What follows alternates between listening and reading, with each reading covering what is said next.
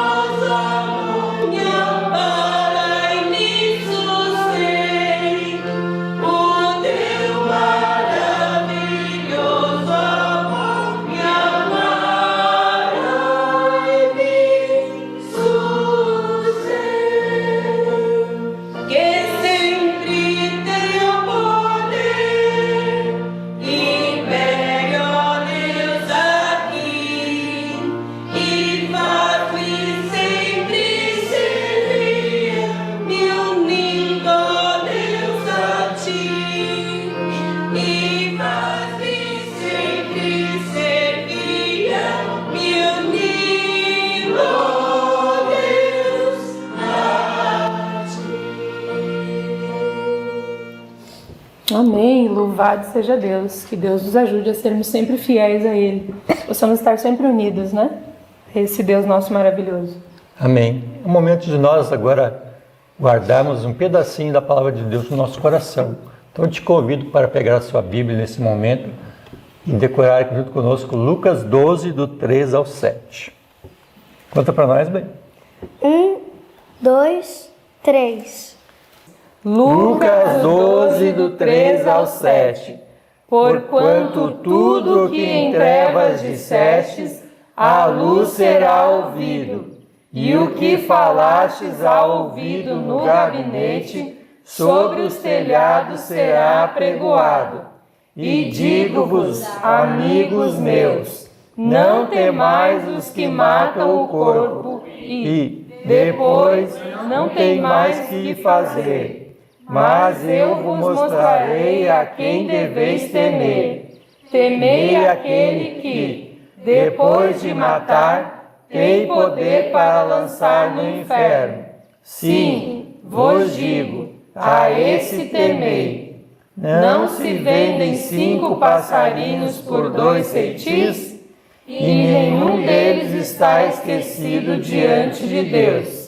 E até os cabelos da vossa cabeça estão todos contados. Não temais, pois, mais valeis vós do que muitos passarinhos. Lucas 12, do 3 ao 7. Lucas 12, do 3 ao 7. Porquanto tudo que em trevas dissestes, à luz será ouvido. E o que falastes ao ouvido no gabinete, sobre os telhados será apregoado. E digo-vos, amigos meus, não temais os que matam o corpo, e depois não tem mais que fazer. Mas eu vos mostrarei a quem deveis temer. Temei aquele que, depois de matar, tem poder para lançar no inferno. Sim, vos digo, a esse temei. Não se vendem 5 passarinhos por 2 ceitis, e nenhum deles está esquecido diante de Deus. E até os cabelos da vossa cabeça estão todos contados. Não temais, pois, mais valeis vós do que muitos passarinhos. Lucas 12, do 3 ao 7. Lucas 12, do 3 ao 7. Porquanto tudo que em trevas dissestes, à luz será ouvido. E o que falastes ao ouvido no gabinete, sobre os telhados será apregoado. E digo-vos, amigos meus, não temais os que matam o corpo. Depois não tem mais que fazer. Mas eu vos mostrarei a quem deveis temer. Temei aquele que, depois de matar, tem poder para lançar no inferno. Sim, vos digo, a esse temei. Não se vendem 5 passarinhos por 2 ceitis, e nenhum deles está esquecido diante de Deus. E até os cabelos da vossa cabeça estão todos contados. Não temais, pois, mais valeis vós do que muitos passarinhos. Lucas 12, do 3 ao 7. Amém. Louvado seja Deus. Deus tem tudo nas suas mãos, né? Inclusive sabe cada detalhe do nosso ser, até mesmo dos nossos cabelos. Olha só, quão detalhista Deus é, né? Ele sabe cada pedacinho de nós. Louvado seja Deus por isso. Que você possa ficar na presença de Deus nesse dia e que Ele permaneça ao seu lado, ajudando no estudo da palavra nesta manhã, não é mesmo? Um bom estudo a todos. Bom estudo, que Deus te abençoe. Até a próxima. Bom dia. Sejam bem-vindos à casa do Senhor. Bom dia para você de casa. Seja bem-vindo também à nossa família, à nossa casa. Que bom que vocês estão aqui mais uma vez para estudar junto conosco. E hoje o assunto é um assunto muito atual. É um assunto que é a base da nossa vida, da nossa igreja, da nossa pregação. Nós vamos falar um pouquinho sobre os sinais da volta de Jesus. E no que estudamos hoje, nós estudamos aqui, segundo o nosso guia, Amós, capítulo 8 e 9. Nós terminamos o livro de Amós hoje, que legal, né? E estudamos também Mateus, capítulo 24 e Marcos, capítulo 13, que tratam do mesmo assunto, tá certo? E falando então um pouquinho sobre Amós, aqui no capítulo 8, aqui logo nos primeiros versículos deste capítulo, Deus mostra uma visão para Amós. Qual era a visão? Um cesto com o quê? Frutas de verão. O que significaria isso? Do que se tratava aquela visão? Amós estava vendo aquilo e Deus perguntou: o que você vê, Amós? Ele respondeu: ó Senhor, eu estou vendo aí um cesto de frutos de verão. Então o Senhor diz o que para ele? Amós, chegou o fim para o meu povo. Amós, assim como esse fruto, esse cesto de fruto de verão está amadurecido, o meu povo também está maduro para o juízo, está maduro para a destruição. E eu imagino o coração de Amós se contorcendo por conta disso, porque Jesus disse assim para ele. E no verso 3 o Senhor diz para Amós que até os cânticos do templo naquele dia seriam como quê? Como gemidos, como uivos.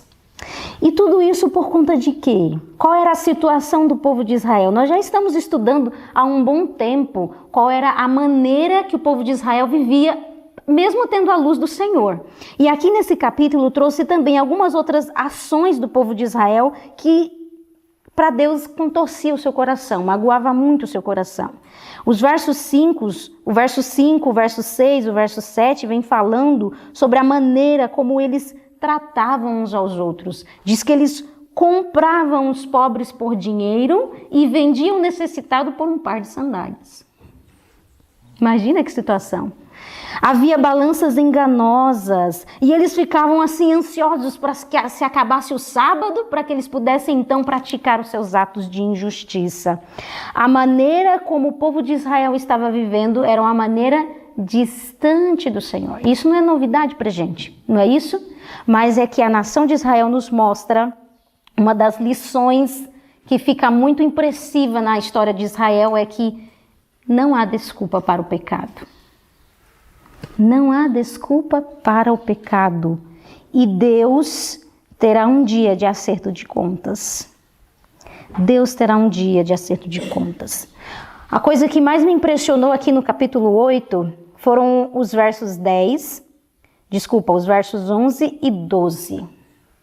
Porque isso tornará a acontecer no nosso tempo. Aconteceu lá para o povo de Israel e tornará a acontecer um pouquinho antes da volta de Jesus. Diz que, eis que vem dias, diz o Senhor Deus, em que enviarei fome sobre a terra, mas não é fome de pão, nem de sede de água, mas de ouvir as palavras do Senhor. Andarão de mar a mar e do norte até o oriente, correrão por toda parte, procurando a palavra do Senhor e não acharão.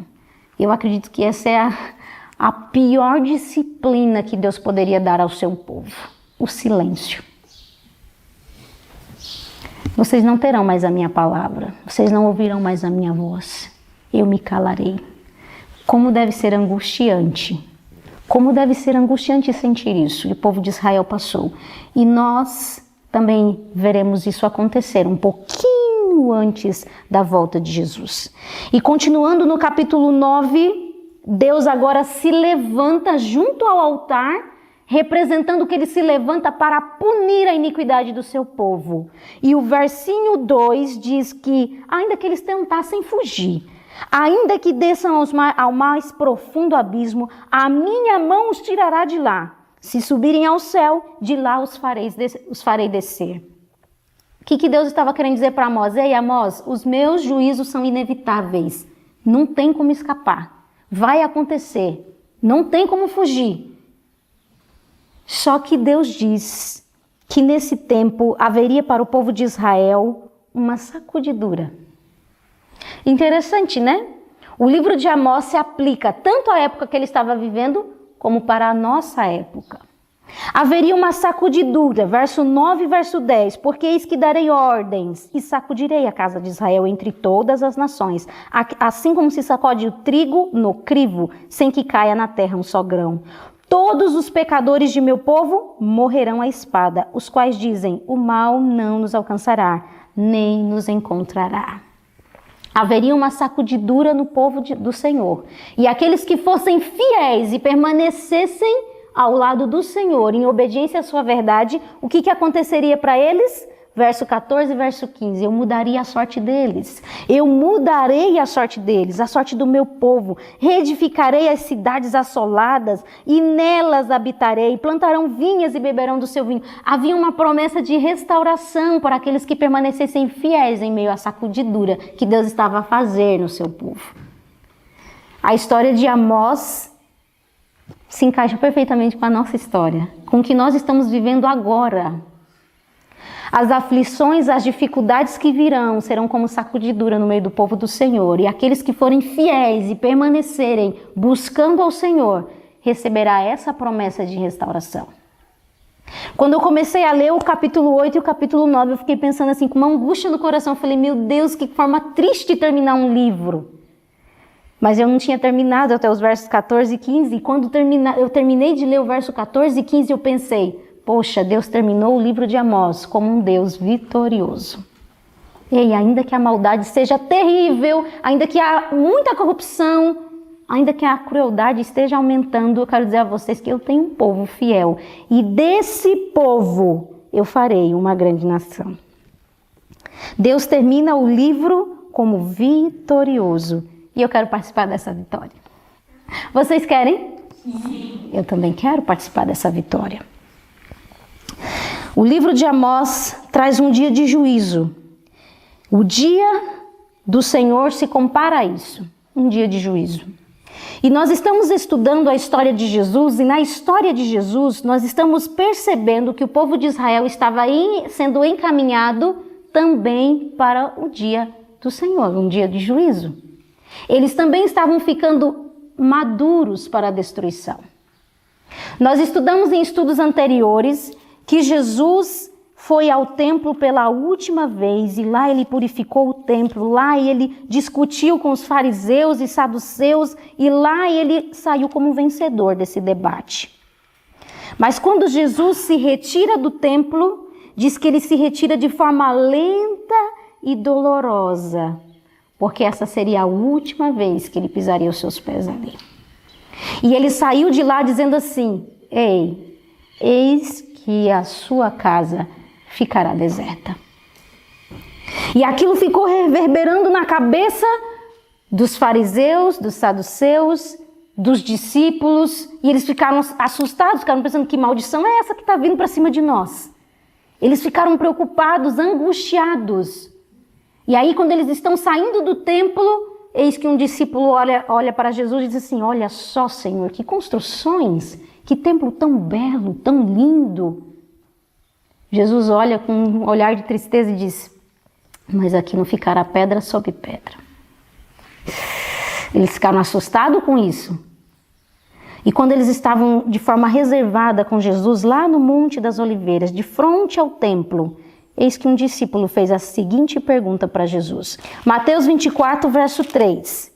No Monte das Oliveiras, achava-se Jesus assentado. Quando se aproximaram dele os discípulos em particular e lhe pediram, dize-nos quando sucederão estas coisas e que sinal haverá da tua vinda e da consumação dos séculos?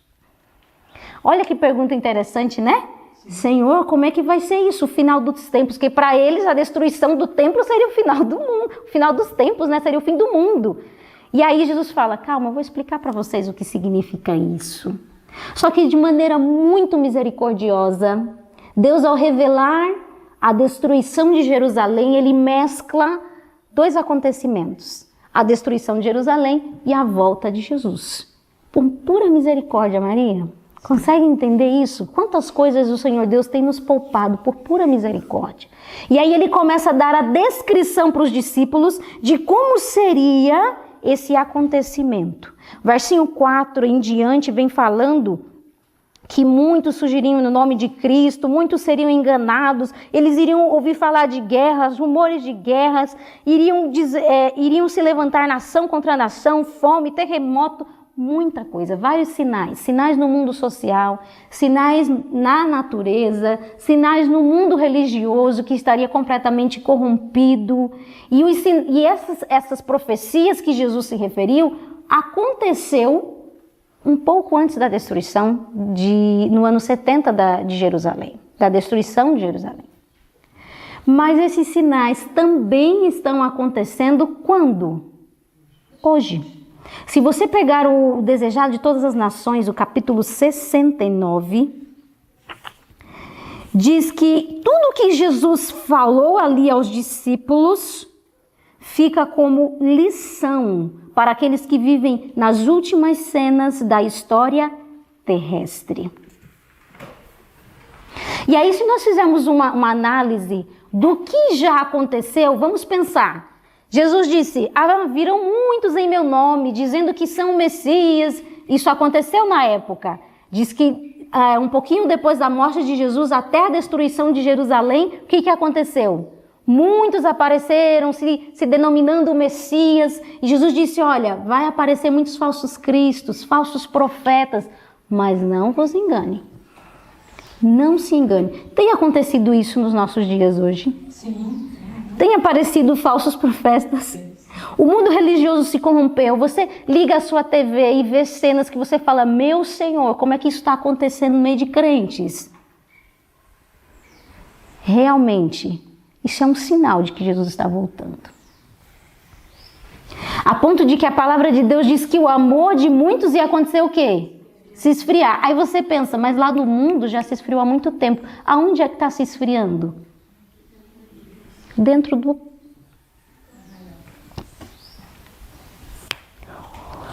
Os outros sinais que Jesus aponta são os sinais de guerras.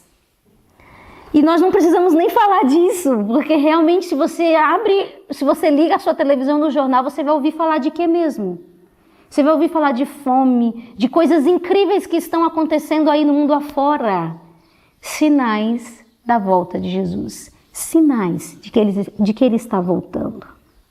E alguns pontos ainda estão para acontecer, que para nós ainda não aconteceram. Estão acontecendo em alguns pontos do mundo, mas acontecerá de forma global. Versinho 9, então sereis atribulados e vos matarão, sereis odiados de todas as nações por causa do meu nome. Nós ainda não experimentamos isso. Nenhum de nós que estamos aqui experimentou ainda isso. Isso ainda ocorrerá para nós.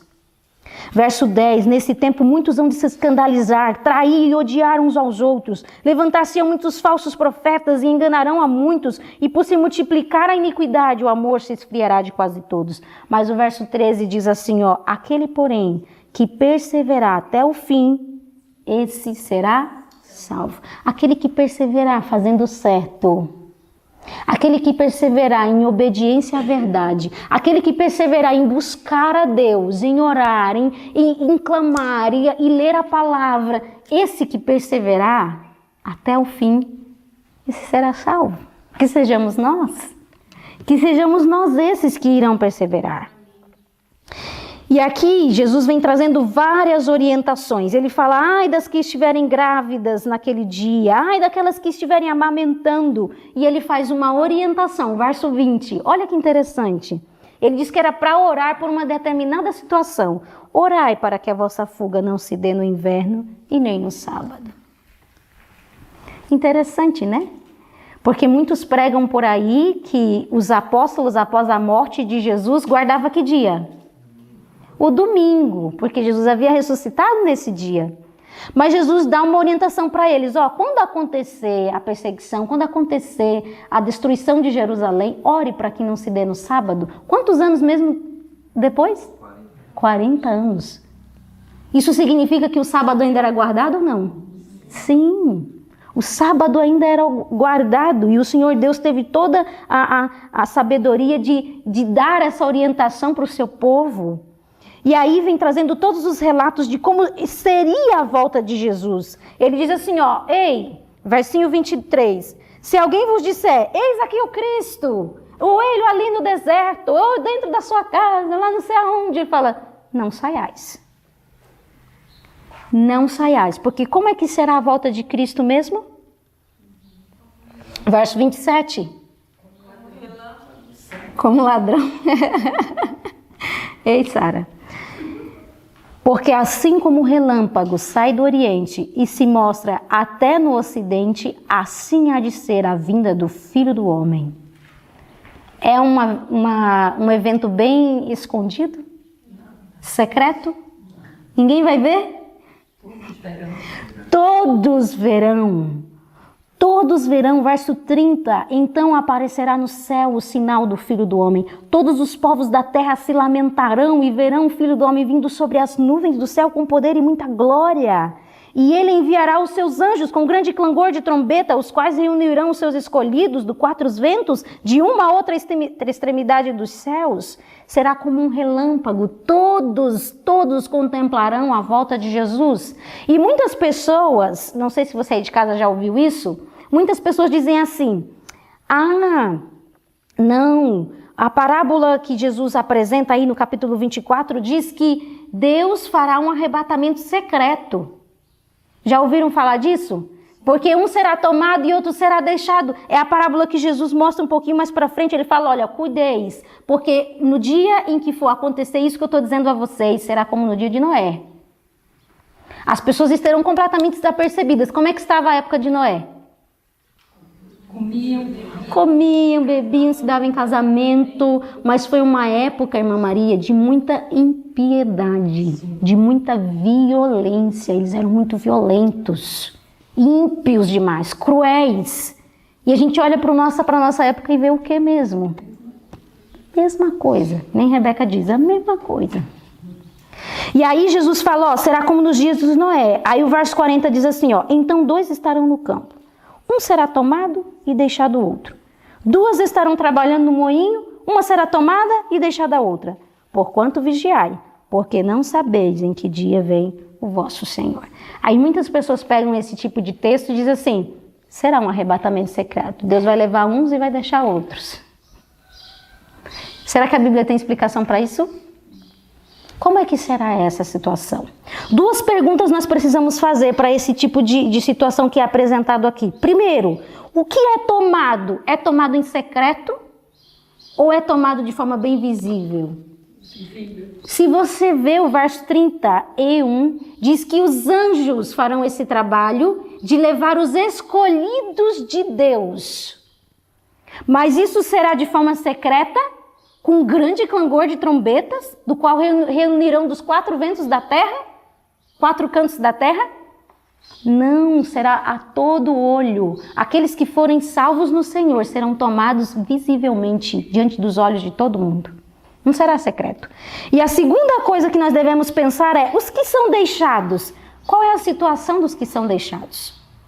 Na volta de Jesus, se você vê lá em 2 Tessalonicenses, capítulo 2, verso 8, diz que o resplendor da glória de Jesus irá destruir os ímpios. Não sei se você já leu o texto de Apocalipse que diz assim, ó, que os ímpios gritarão, que caiam sobre nós as rochas, que caiam sobre nós as montanhas, para que nos esconda da face daquele Deus.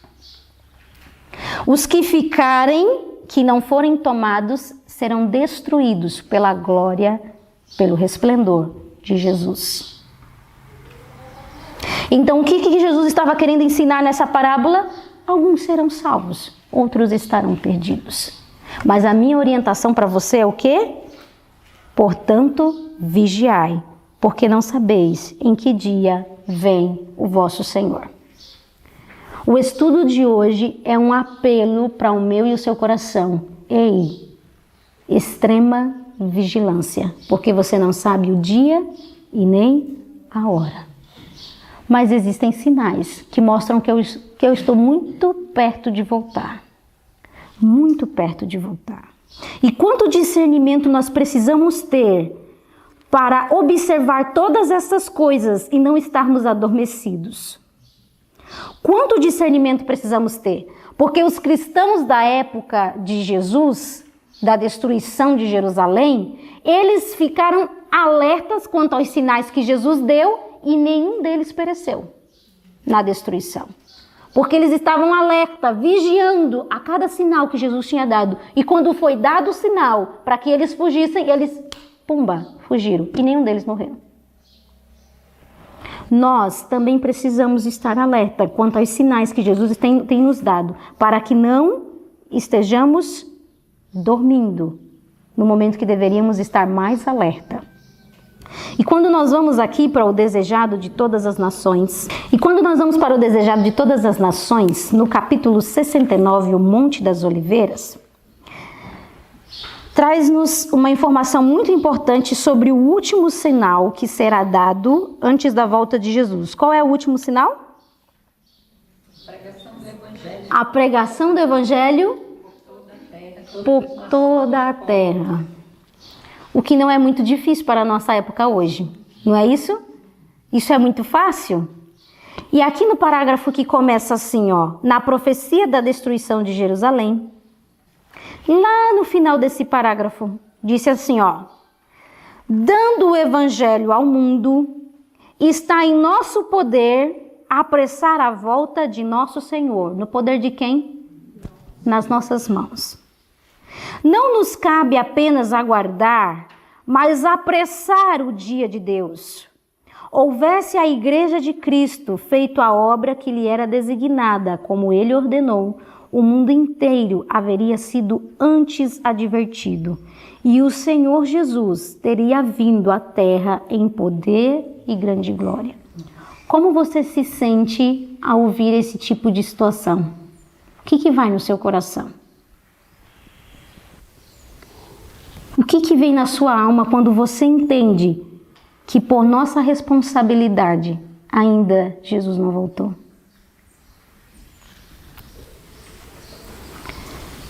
Eu penso que é angustiante, porque nós não entendemos o sentido de estar em vigilância. O que realmente é estar em vigilância?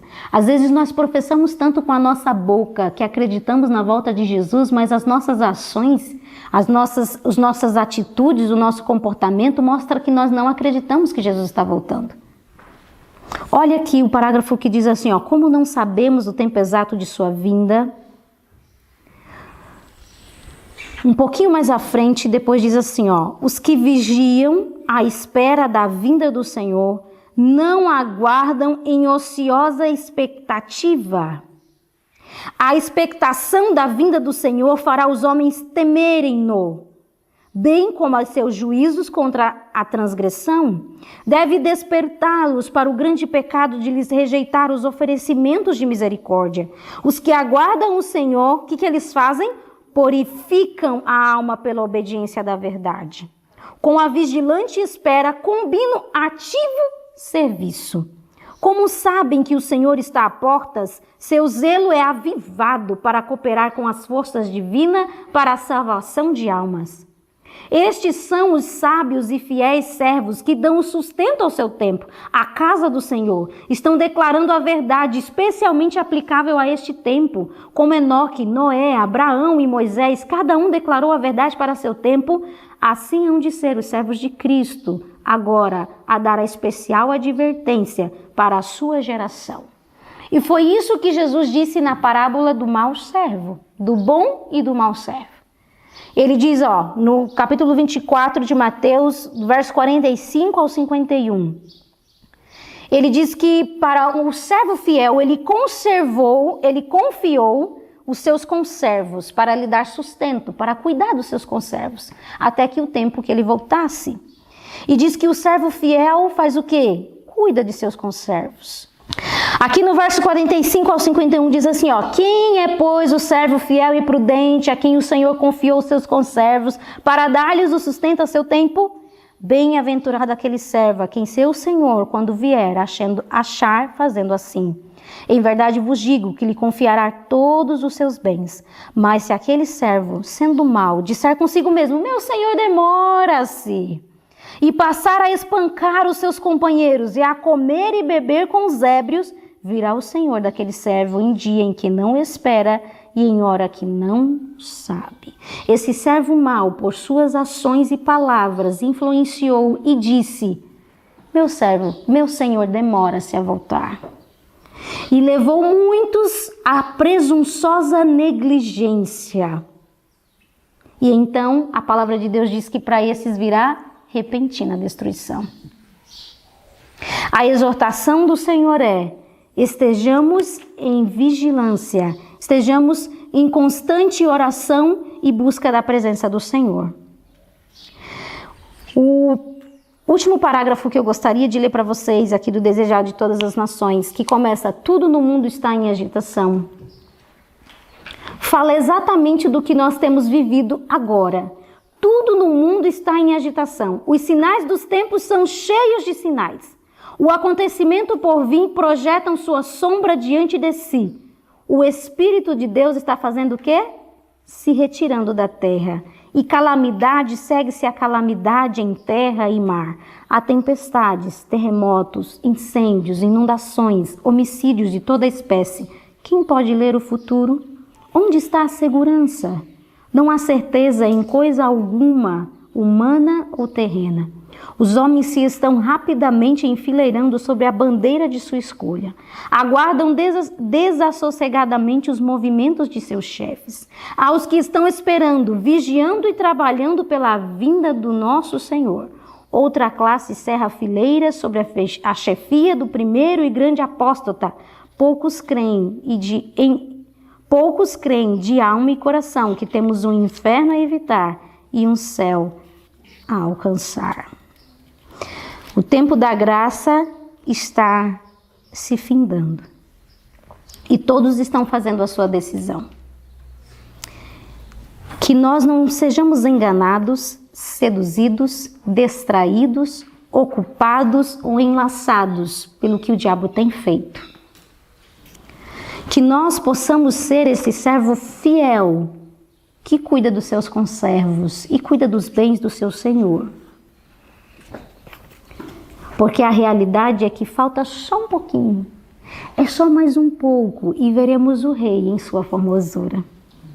Mais um pouco e Ele enxugará toda lágrima de nossos olhos. Um pouco mais e nos apresentará irrepreensíveis com alegria perante a sua glória. Por conseguinte, ao dar Ele os sinais de sua vinda, disse: ora, quando estas coisas começarem a acontecer, olha o que você tem que fazer. Olhai para cima e levantai as vossas cabeças, porque a vossa redenção está próxima. Você crê que Jesus está voltando? Realmente, de todo o seu ser, de todo o seu coração. As suas ações revelam isso, que realmente você crê que Jesus está voltando. É só mais um pouquinho, e nós vamos ver o Rei em sua formosura. É só mais um pouquinho, esse mundo vai estar acabando. Ainda acontecerão coisas terríveis, uma angústia qual nunca houve, segundo a palavra do Senhor Deus nos ensina. Mas nós temos graça para vivermos esta angústia. Deus providenciou todos os meios para que possamos passar pelo meio da aflição e estarmos intactos na presença do Senhor. Que seja você esse servo fiel, que seja eu também, fazer igual a Irmã Maria, que seja eu também, que seja vocês. E neste momento eu gostaria de convidar o irmão Leonardo, ele irá louvar ao Senhor novamente. E esse hino me fala muito ao coração, porque é uma pergunta: você quer mesmo ver Cristo voltar? É o seu desejo, é o anseio do seu coração, que realmente isto seja, realmente lá no profundo do nosso ser, seja essa a nossa vontade mesmo.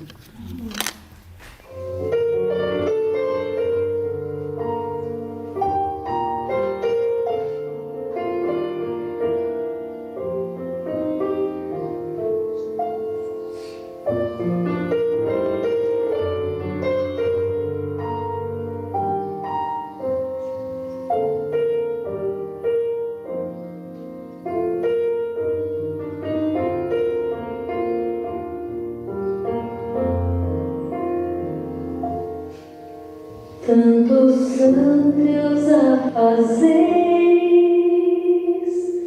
que te esqueces de Jesus, desprezas o estudo e oração, ou estarias pronto e repleto de emoção. Se tu hoje te encontrasses com Jesus, é real teu desejo de vê-lo voltar. Tu anseias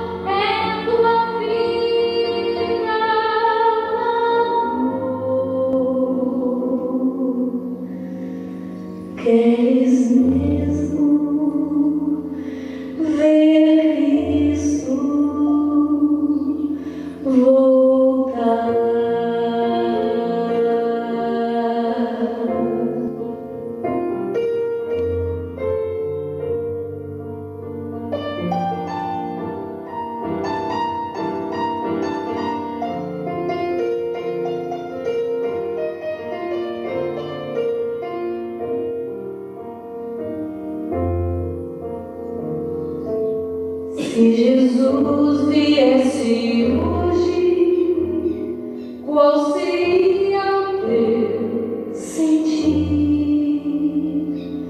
Talvez tu procurasses te esconder devido a um pecado que não queres submeter, que horror como os ímpios merecer. É real teu desejo de vê-lo voltar. Tu anseias por teu Salvador. São teus lábios o louvor, é tua vida, amor. Queres mesmo ver Cristo voltar?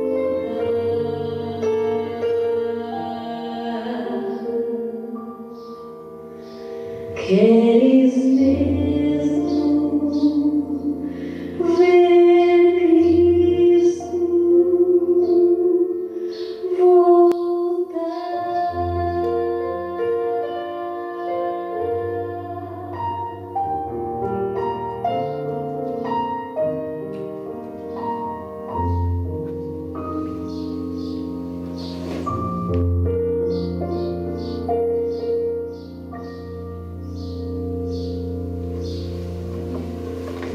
Que realmente toda a nossa vida esteja pautada nessa grande esperança da volta de Jesus. Vamos orar?